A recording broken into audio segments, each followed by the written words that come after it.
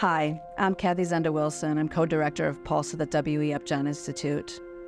We are tasked with making sure that we, as a region, have what we need to make sure that people can work, the children have what they need to thrive. And in order to accomplish both of those things, it's going to take all of us. We need to deeply understand the issue, what's going on, what is the childcare landscape in our region. We need to be able to hear from the people most impacted by this issue. That's the families, that's the childcare professionals. We need to hear from the employers who are stepping up and actually taking action right now. And mostly we really need to understand that we each have a role to play in making a difference to impact this crisis. And do not be disheartened by the word crisis. It definitely is, but it is a fixable one. It's one that we can actually do something about. When we all come together, we understand the issues very deeply, and we understand what each of us brings to the solution, we can make a change. So tonight we're going to do just that. We're going to come together, we're going to understand the issue very deeply. You're going to hear a lot of data.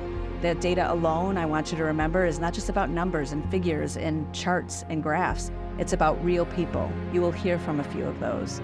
We want to make sure that you carry those stories with you as you go into this evening session and into our work in the future, to really think about how do we activate what tools we have at our disposal, what power we have personally, collectively, so that we can actually create the change that is necessary. There is no market solution to the problem we face right now. We are going to have to look at a public solution eventually. That's going to require all of us to advocate. That's going to require all of us to lift our voices and say what needs to be said. We hope that you will take this information in and really understand deeply what you can do to impact it and how we can work together to make a change. Because when early childhood works, we all work.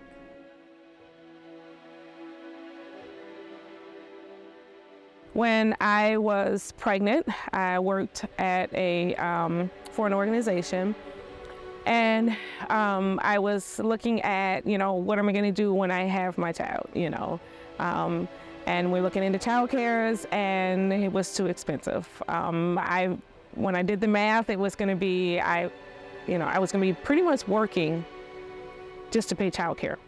So I had to make a choice, and that choice was I had to leave that job so that I can be home, because I couldn't afford childcare, which means I had to figure out another way to make money where I didn't have to pay for childcare.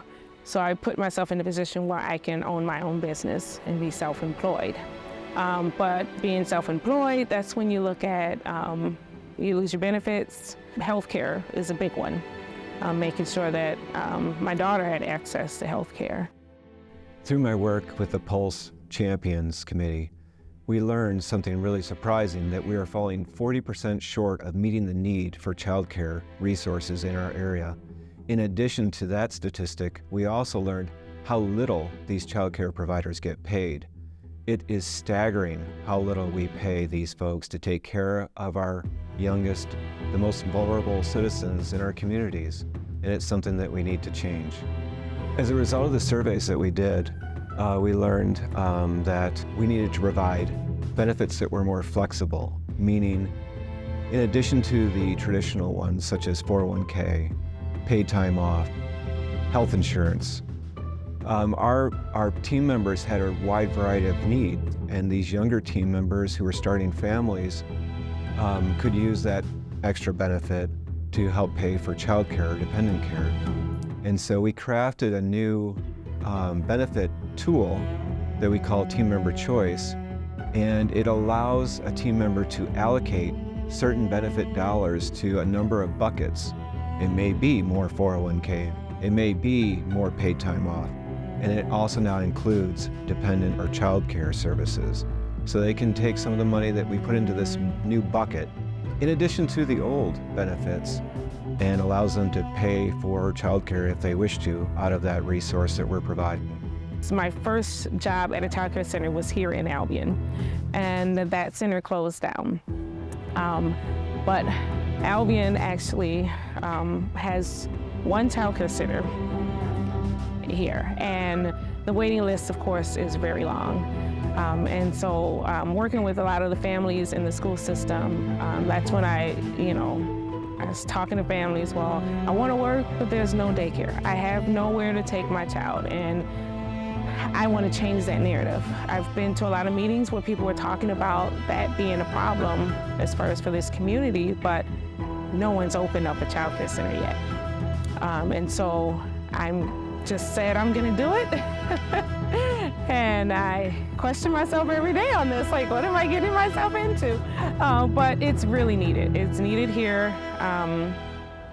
That way it can help. And it's gonna be a place where, you know, kids will be able to be educated, parents know that they're safe.